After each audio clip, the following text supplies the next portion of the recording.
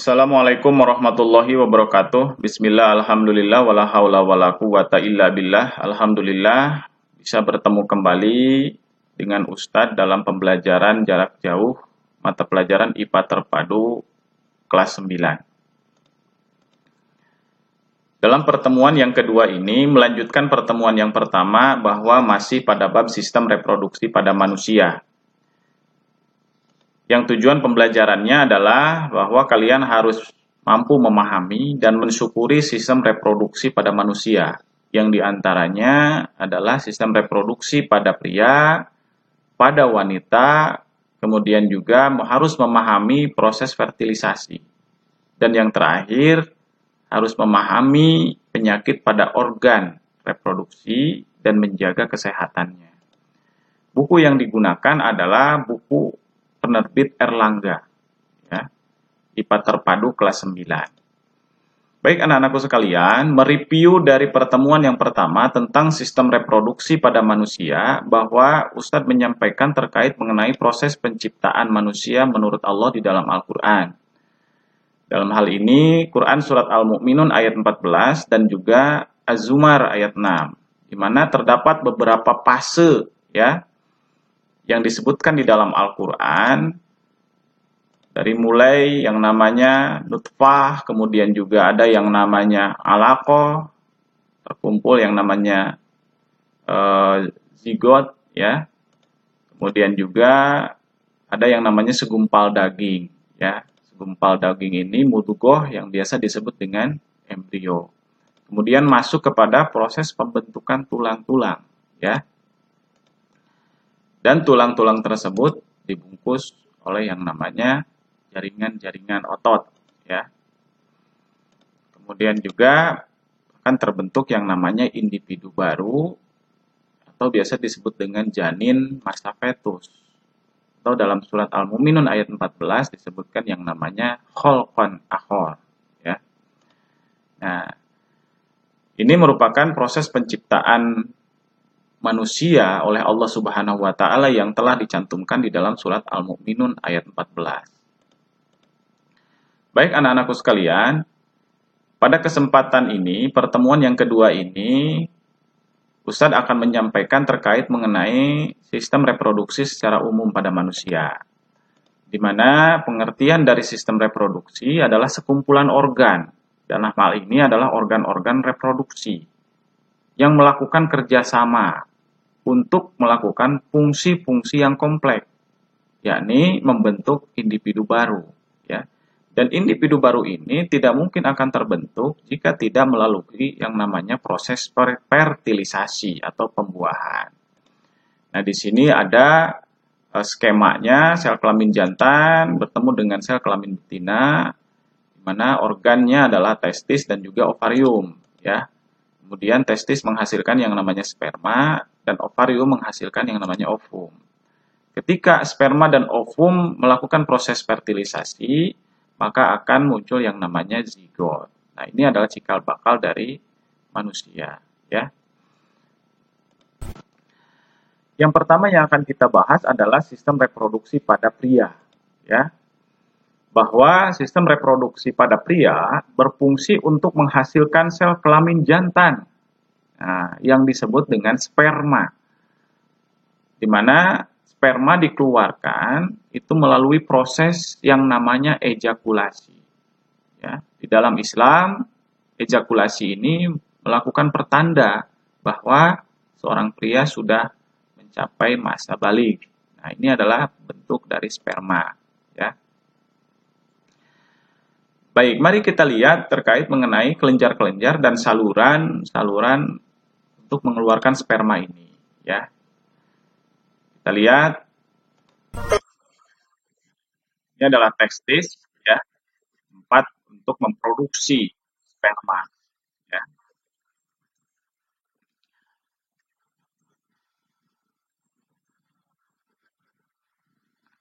Kemudian di sini ada testis, ya, dalam tubulus seminiferus.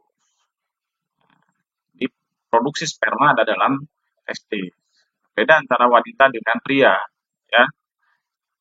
Wanita hanya memproduksi satu telur aja setiap bulannya, sedangkan pria memproduksi 12 miliar setiap bulannya.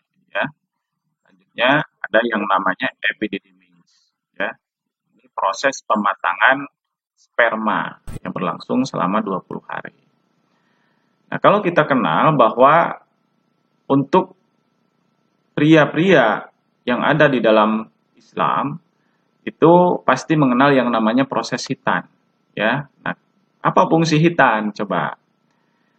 Ternyata fungsi hitan ini sangat baik ya bagi kesehatan, ya. Penghilangan bagian atau bentuk lipatan, biasa disebut dengan kulup, ya. Atau dalam bahasa lain disebut dengan prepus, ya. Fungsinya adalah untuk apa? Bahwa dengan hitan ini dapat mengurangi yang namanya resiko infeksi saluran kemih, ya, kemudian juga resiko kanker penis, kemudian juga mengurangi resiko terinfeksi penyakit menular. Nah, itu banyak sekali manfaat dari hitan ini. Yang selanjutnya mari kita lihat desain sperma, ya. Kalau kita lihat dan perhatikan bahwa yang namanya bentuk sperma kepalanya meruncing. Ini biasa disebut dengan akrosom, ya. Di mana di ujung akrosom ini itu mengandung yang namanya enzim, yakni enzim hyaluronidase, ya. Fungsi enzim itu memudahkan untuk menembus dinding sel telur, ya. Karena memang dinding sel telur perlu usaha yang keras untuk memasukinya, ya. Kepala sperma berfungsi untuk menyampaikan informasi genetik, ya, yang ada pada pria, di mana informasi genetik tersebut itu disimpan di inti kepala yang disebut dengan nukleus, ya. Terdapat 23 kromosom laki-laki untuk dihantarkan kepada sel telur, ya.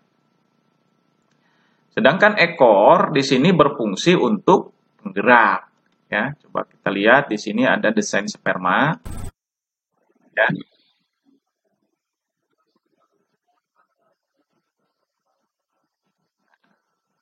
Jadi tugas dari sperma itu adalah menghantarkan informasi genetik ke tubuh wanita. Ini adalah bagian kepalanya, di mana bagian kepala ini ada yang namanya pelindung, ya. Nah, untuk melindungi apa? Untuk melindungi inti dari sperma, yaitu nukleus. Nah, ini yang paling penting yang untuk dihantarkannya.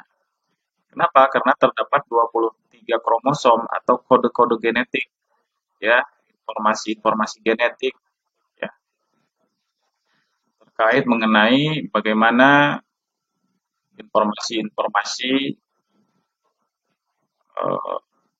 bentuk rambut, tinggi badan, kemudian juga hal-hal yang bersifat dengan perilaku. Nah, ini disimpan di dalam inti sperma.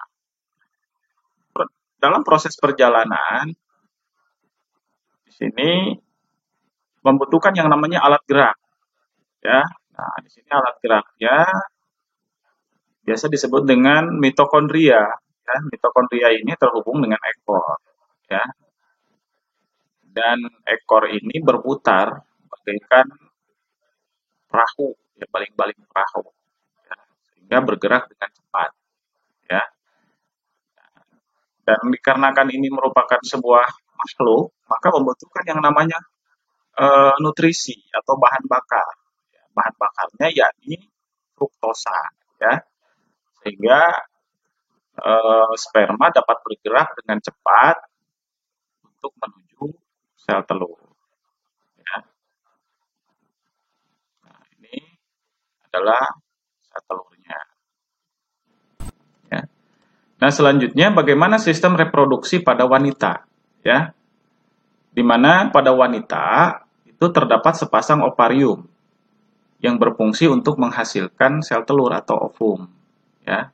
Ini setiap ovarium mempunyai saluran telur yang disebut dengan tuba Fallopi, ya. Kedua saluran telur tersebut bermuara di rahim, ya, atau biasa disebut dengan uterus.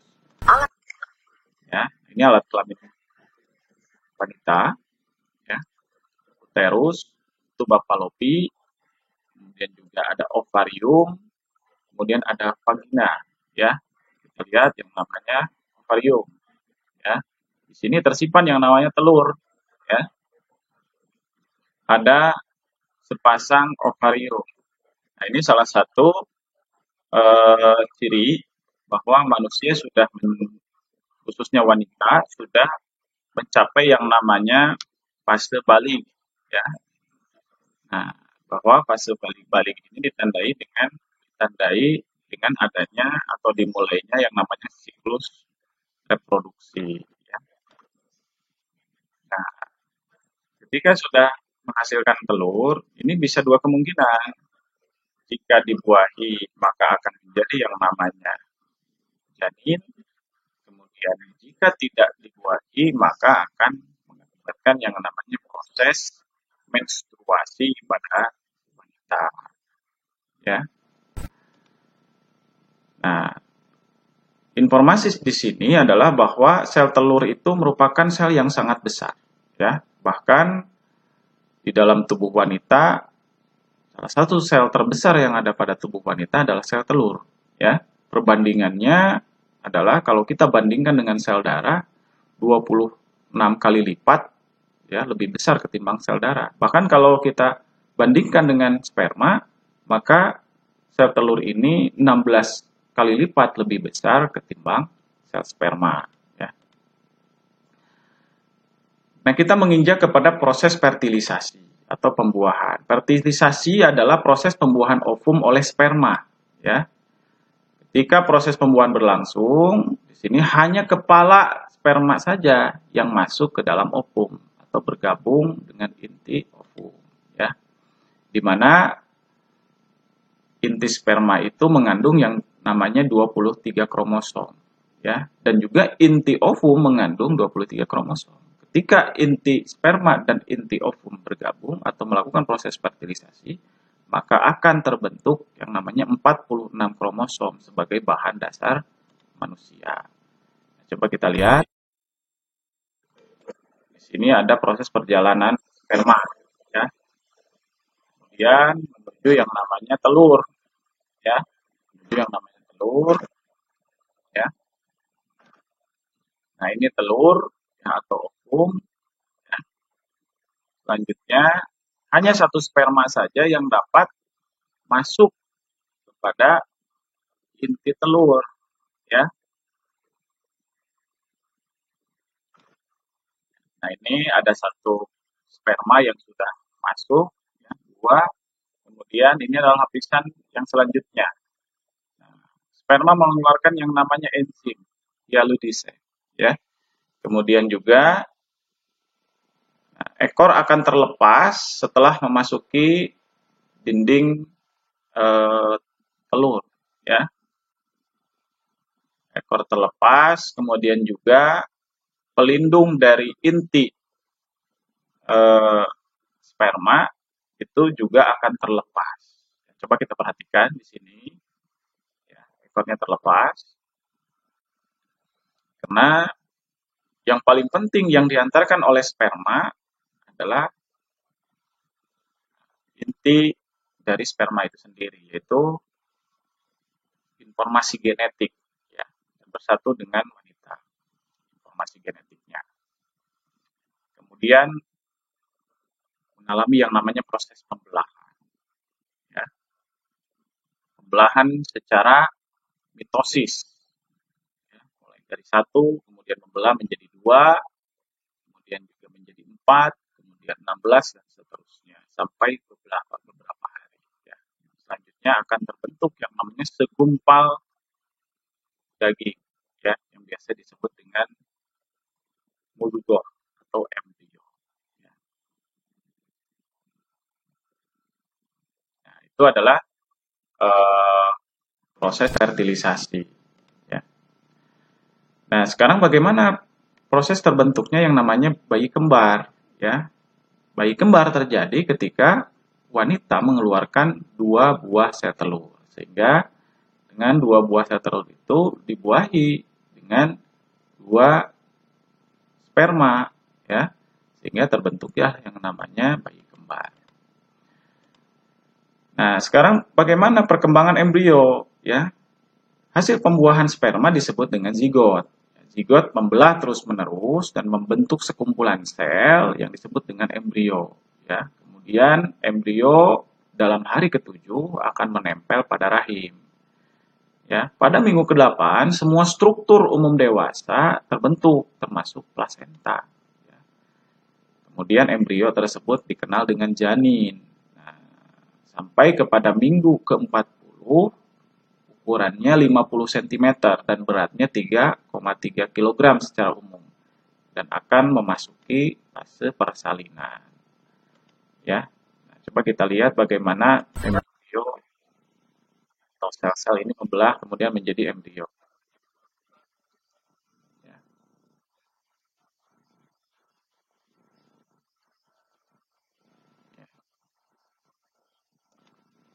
Nah, ini sudah berubah menjadi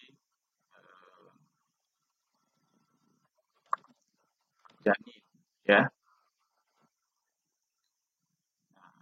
Ingat di dalam janin itu ada yang namanya plasenta, ya. Plasenta ini sangat penting peranannya untuk apa? Untuk pertukaran gas, makanan dan zat sisa, ya. Baik anak-anakku sekalian, di sini yang menginjak yang berikutnya yaitu terkait mengenai penyakit pada organ reproduksi pada manusia dan menjaga kesehatannya, ya. Dalam hal ini organ reproduksi pada manusia baik wanita maupun pria itu menderita penyakit tertentu. Bahkan ada dampak buruk yang ditimbulkan, ya. Contohnya misalkan kaum Sodom, ya, atau dalam surat Al-Anbiya ayat 74. Kemudian juga ada yang namanya penyakit HIV AIDS, itu menghancurkan kekebalan tubuh, ya. Kemudian ada yang namanya gonore, kencing nanah. Kemudian ada yang namanya sifilis, raja singa, luka pada organ reproduksi. Nah, kita jangan sampai, ya, termasuk ke dalam manusia-manusia yang seperti ini. Ya, maka solusinya adalah kita senantiasa mendekatkan diri kepada Allah, mengikuti sunnah-sunnah Nabi, ya. Kemudian juga menjaga kesehatan tubuh dan penting juga adalah bersahabat dengan orang-orang yang soleh atau soleha. Nah, kesimpulan pada sistem reproduksi ini adalah bahwa sistem reproduksi pada wanita itu terdiri dari kelenjar dan saluran. Ya, untuk apa? Di sini untuk mengalirkan sel kelamin ke tempat pembuahan dan membentuk embrio. Kalau kita lihat yang namanya sperma, bahwa sperma itu sel tunggal, ya, yang terdiri dari kepala dan ekor. Di mana kepala mengandung inti sperma, yaitu informasi genetik, ya, dan juga ekor sebagai penggerak, ya. Pada wanita itu ada yang namanya ovarium, ya, di mana ovarium ini fungsinya adalah untuk menghasilkan telur. Yang terakhir adalah bahwa kesehatan organ reproduksi menentukan kualitas generasi penerus atau keturunan, ya. Nah, setelah kalian mempelajari sistem reproduksi pada manusia, ya, di sini ada pertanyaan. Yang pertama adalah terdiri atas apakah organ reproduksi pada pria, kemudian dan juga organ reproduksi pada wanita. Kemudian mengapa produktivitas ovum ada batasnya, sedangkan produktivitas testis tidak ada batasnya. Ya, jelaskan pertumbuhan zigot hingga menjadi embrio, dan yang terakhir, jelaskan bagaimana cara menjaga kesehatan organ reproduksi pada manusia. Kirimkan jawaban kalian melalui link tugas PJJ yang ada di grup WhatsApp wali kelas. Ya. Itu saja yang dapat Ustadz sampaikan. Di sini pesan Ustadz adalah bahwa kita harus senantiasa mensyukuri apa yang telah diberikan oleh Allah Subhanahu wa taala kepada kita, ya. La in syakartum la azidannakum inna adzabi lasadid. Di mana sungguhnya jika kamu bersyukur pasti Allah akan menambah nikmat kepadamu. Dan jika kamu mengingkari nikmatku atau nikmat Allah, maka sungguhnya azab Allah sangat pedih. Dalam Quran surat Ibrahim ayat ke-7. Maka kita harus mensyukuri apa yang telah diberikan dari Allah Subhanahu wa taala, yaitu dengan beribadah kepada Allah dengan sebaik-baiknya. Itu saja yang dapat Ustadz sampaikan. Ya, tetap belajar di rumah dengan sebaik-baiknya, kemudian jangan sampai maksiat, kemudian beribadah kepada Allah Subhanahu wa taala. Terima kasih atas perhatiannya. Nanti kita akan berjumpa kembali dalam pertemuan yang selanjutnya. Billahi taufik wal hidayah. Wassalamualaikum warahmatullahi wabarakatuh.